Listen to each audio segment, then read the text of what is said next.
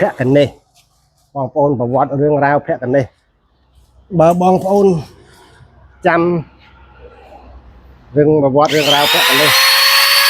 តាំងពីយូរលង់បងប្អូនប្រវត្តិភក្តិនេះចេញពីពិភពឥណ្ឌាមកតាចេញពីពិភពឥណ្ឌាមករឿងរ៉ាវចេញមកពីពិភពឥណ្ឌាបើឲ្យរៀបរាប់រឿងភក្តិនេះរៀបរាប់ដល់វែងឆ្ងាយណាបងប្អូនយើងរៀបរាប់អត់កើតទេព្រោះវាពេលវេលាខ្លីយើងរៀបរាប់វែងណារៀបរាប់រឿងភក្តិនេះរៀបរាប់មិនអស់មិនហើយបើរឿងភក្តិនេះខ្មែរយើងណាបងប្អូនខ្មែរយើងដែលមានសិលនៅប្រទេសឥណ្ឌាណាភក្តិនេះណា